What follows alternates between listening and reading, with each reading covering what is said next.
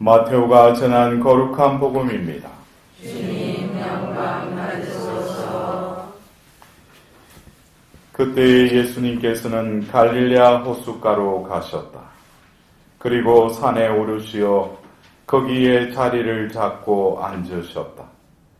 그러자 많은 군중이 다리 저는 이들과 눈먼 이들과 다른 불구자들과 말 못하는 이들 그리고 또 다른 많은 이들을 데리고 예수님께 다가왔다. 그들을 그분 발치에 데려다 놓자 예수님께서는 그들을 고쳐주셨다. 그리하여 말 못하는 이들이 말을 하고 불구자들이 온전해지고 다리 저는 이들이 제대로 걸으며 눈먼 이들이 보게 되자 군중이 이를 보고 놀라 이스라엘의 하느님을 찬양하였다. 예수님께서 제자들을 가까이 불러 이르셨다. 저 군중이 가였구나. 벌써 사흘 동안이나 내 곁에 머물렀는데 먹을 것이 없으니 말이다. 길에서 쓰러질지도 모르니 그들을 굶겨서 돌려보내고 싶지 않다.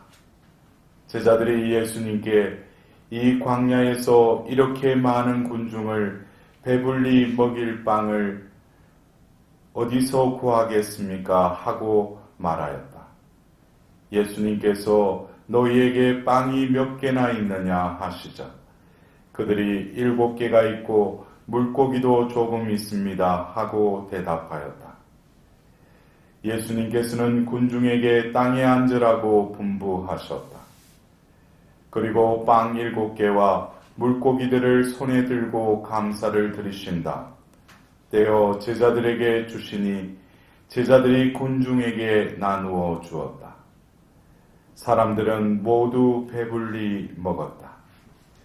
그리고 남은 조각을 모았더니 7 바구니에 가득 찼다.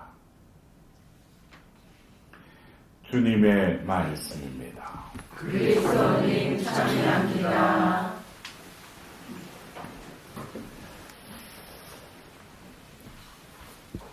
우리가 지금 지내고 있는 이 대림 시기에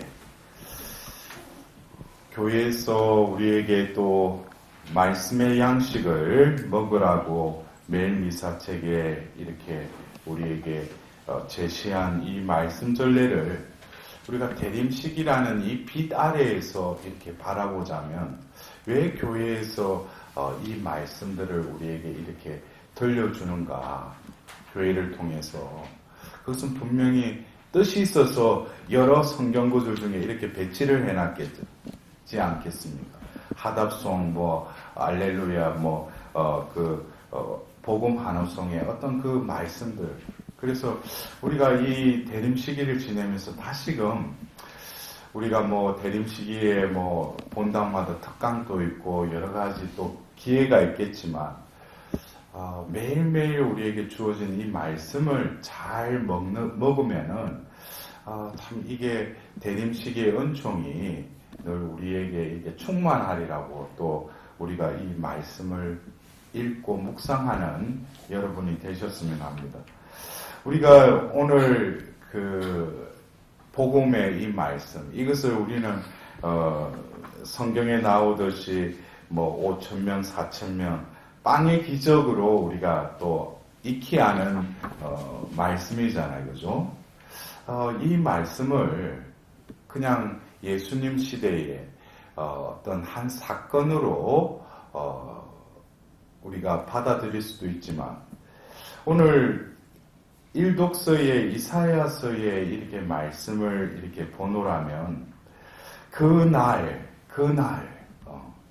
만군의 주님께서는 이 산 위에서 모든 민족들을 위하여 살찐 음식과 잘 익은 술로 잔치를 살찌고 기름진 음식과 잘 익고 잘 그른 술로 잔치를 베푸시리라 그랬어요.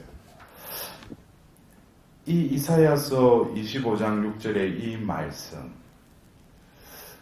그리고 이 오늘 우리에게 들려준 이 복음의 말씀 이것은 어쩌면 구약의 한 예언자를 통해서 예언케 하신 이 말씀이 바로 2000년 전 하나님의 아드님이 이 땅에 오셔서 이 말씀을 이루셨다는 거예요.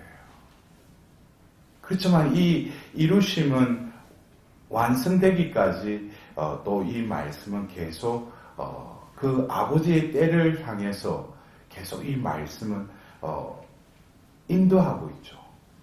어떻게 보면 베드로 1서에 그 예언의 말씀을 주시하라고 했듯이 결국 우리가 이 대림 시기에 오늘 여러분들이 사제가 기도했던 그 본기도문의 내용에도 천상잔치가 나와요.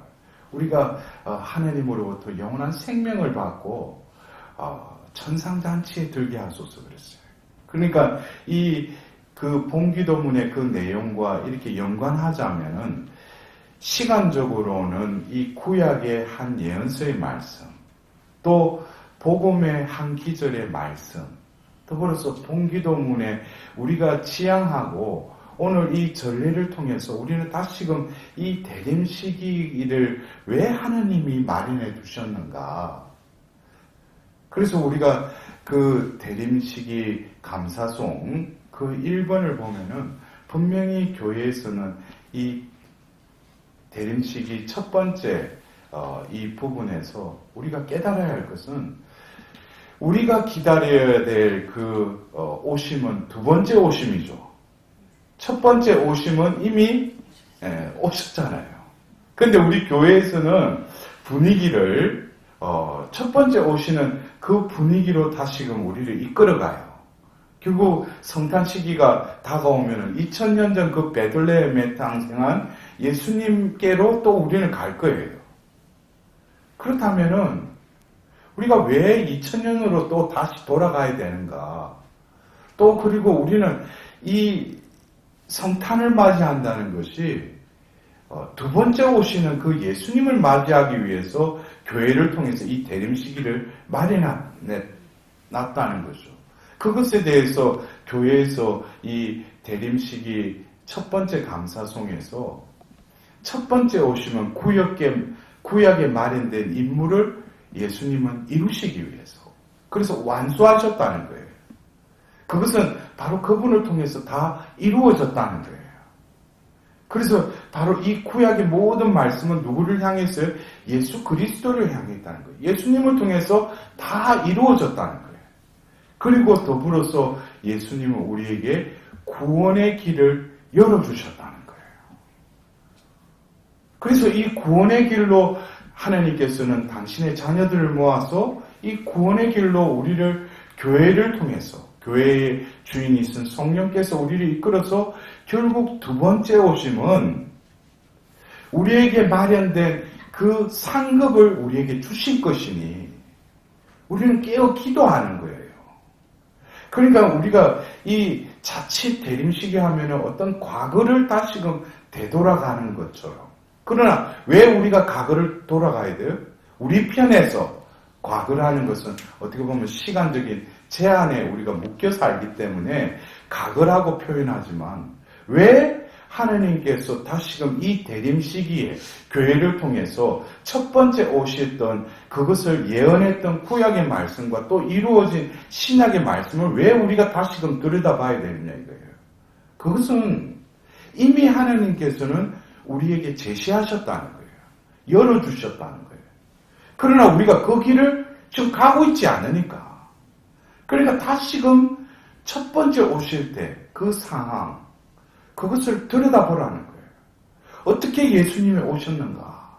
그러면 그 오심을 준비했던 다른 이들은 그것을 알아차리지 못했지만 그것을 알아차리고 또 하나님 뜻대로 예수님의 오심을 또 기다리고 피아스로 또 온전히 이렇게 마련해 드렸던 그 사람들을 이렇게 바라보면서 세례자 요한, 마리아, 요한 그들이 그 시대에 어떠한 삶을 살았는지에 대해서 우리는 두 번째 오심을 기다리는 우리들에게도 또 그러한 모범이 되었던 그분들의 삶을 우리도 살아서 이제는 우리가 하나님께서 우리에게 마련해 주신 그 상급을 우리가 받아야 된다는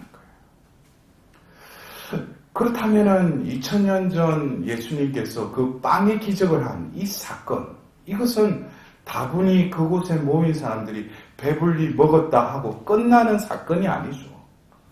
예수님이 그들 굶주리는 그 이들 가운데 함께 하시면서 하나님께 기도하시면서 그들에게 있을 수 없는 일을 바로 예수 그리스도를 통해서 베풀어 주신다는 거예요.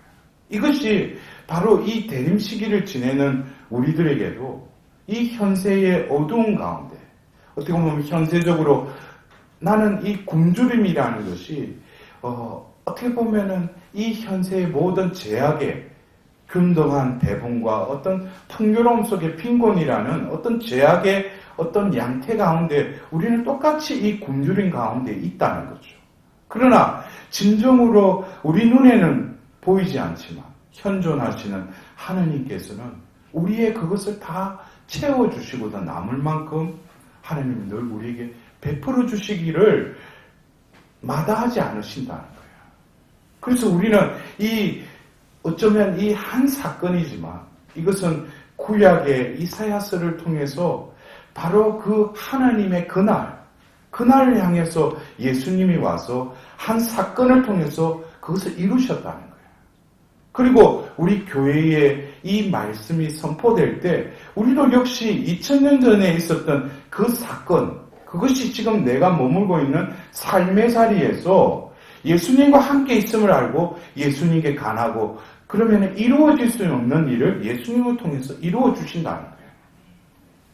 결국 우리가 이 대림 시기를 통해서 오늘 하답송의 후렴에 저는 오래오래 주님 집에 사오리다. 이것을 되뇌이면서 문득 한 사람의 시편 기도가 떠올랐어요. 다윗이 뭐라고 했어요? 제 한평생 주님께 비로 얻고자 하는 게 뭐라고 그랬어요? 주님의 집에 산다는 그것이요. 다윗은 그 시대에 모든 것을 다 누리고 있었어요. 그 권세와 권력도 가지고 있었어요. 그러나 내 한평생 주님께 비로 얻고자 하는 것은 주님의 집에 산다는 그것이요. 그러나 나탄을 통해서 다윗의 주님의 집을 지으려고 할 때 하나님이 내가 너희들이 지은 집에 살 것이냐.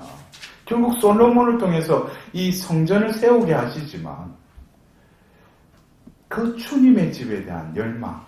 그래서 우리는 다시금 이 대림 시기로 한 해를 시작하면서 내가 지금 어디를 향해 나아가고 있는가? 내가 진정으로 머무를 곳은 어딘가?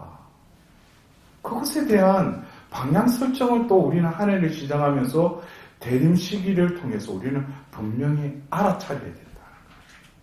여러분들 예수님 어서 오소서 할 때 어디를 바라보고 예수님 어서 오소서 그래요? 예? 땅 쳐다보고 보면은 예수님 어서 오소서 이래요? 하늘을 쳐다보잖아요. 우리의 마음은 어느새 그 기도와 함께 우리의 마음은 하늘을 향해 있죠. 우리가 영원히 살아야 하고 또 주님과 그 푸짐한 그 잔치 음식을 다 마련하시고 우리를 기다리시는 그 아버지지. 우리는 다시금 이 대림 시기를 지내면서 그렇다면 이 세상에 살면서 나는 주님의 집에 살고 있는가? 여러분들 주님의 집에 살고 계세요? 그냥 몇 번지 몇 호 그 집이 여러분들 사는 집이셔요? 그러니까 이것이 우리가 그리스도 신자는 뭐예요? 종말론적인 삶을 살아야 된다. 내 눈에는 내가 여기서 먹고 쉬고 그러니까 이게 집인 줄 알고 있지만 이것은 언젠가는 다 사라져버리는 것이죠. 그러나 하나님께서는 주님의 집을 다 마련해 놓으셨어요. 주님의 집은 내가 쉬는 곳이 아니라 주님께서 머무는 곳이죠. 그래서 우리는 이 성체성사를 통해서 미사 중에 예수님께서 사시려고 우리 안에 또 들어오셔요. 주님의 집은 바깥에 있는 것이 아니라 내 안에 있다는 거예요. 이것을 내가 깨닫는다면 이 시편의 이 후렴을 나는 깨달을 수 있어요. 저는 오래오래 주님 집에 사오리다. 늘 이 생을 살더라도 이 사라질 이 세상의 집이 아니라 영원히 사실 주님과 함께하는 그 머무시는 곳에 늘 하나님과 함께 지내면서 결국 하나님께서 상급을 주시는 영원한 생명과 더불어서 우리가 요한복음 14장에 보면 예수님께서 그러시죠. 나는 아버지께로부터 왔다가 아버지께로 간다. 근데 예수님이 가서 하신다고 그랬죠. 뭐예요? 너희들이 묵을 거처를 마련하러 간다고 그랬어요. 그 영원한 우리가 머무를 거처. 예수님과 함께 지복직간하며 머무를 그 집. 그곳이 우리가 가야 될 집이라는 거예요. 이번에도 올 봄에 분양을 해난다. 아이고, 이 분양 당첨이 될까? 그런 것에 마음을 뺏기지 말고 내가 가야 할 그 주님의 집에 입성할 수 있는지 그것에 이제 조금씩 세례를 받고 하나님 자녀가 되고 횟수가 더해간다면 이제 내가 가야 할 그 방향 설정을 분명히 하고 또 그것에 대한 합당한 삶으로 살아가도록 내가 조금씩 준비가 돼야죠. 우리는 다시금 보잘것없는 있을 수 없는 한계사항 속에 노출되어 있지만 빵 몇 개와 그 물고기로도 수많은 사람을 먹일 수 있는 것은 바로 하나님의 그 권능에 온전히 의탁하는 영혼들이 이 현세에서도 종말론적인 하나님의 성취하심을 우리는 체험할 수 있다. 그래서 우리는 다시금 이 대림 시기를 지내면서 내 마음이 가 있는 곳, 내가 풀리지 않는 것, 또 네 육신적으로 앓고 있는 어떤 병고들, 이 모든 것에서도 중요한 것은 하나님께서 함께 하실 뿐만 아니라 그분을 통해서 나에게 베풀고자 하시는 그 은총에 내가 희망을 둔다면 이 희망은 믿음과 함께. 그래서 오늘 이사야서 25장 9절에 이분이야말로 우리가 희망을 걸었던 주님이시다. 이분의 구원으로 우리 기뻐하고 즐거워하자. 주님의 손이 이 산 위에 머무르신다. 지금 이것이 이루어지지 않았다고 하지만 진정으로 주님의 집에 머무는 이들은 이 말씀이 늘 내 안에 살아 움직일 거예요. 왜? 현세에서도 그분과 함께 주님의 집에 머무는 영혼들은 그 희망은 이미 어디에 가 있어요?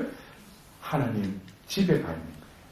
그래서 우리는 이 대림 시기를 지내면서 이제 서서히 촛불에 하나하나씩 불이 붙여질 때 그 자색에서 서서히 엷어져가는 그 초의 상징처럼 결국 내 영혼도 깨끗해져서 하나님의 그 자비의 은총이 이 성탄을 맞이하기에 합당하게 이 시기를 나를 이끌어갈 수 있도록 우리는 오늘 이 미사를 통해서 다시금 죄인인 우리 각자를 자비로우신 예수님께 의탁하도록 합시다.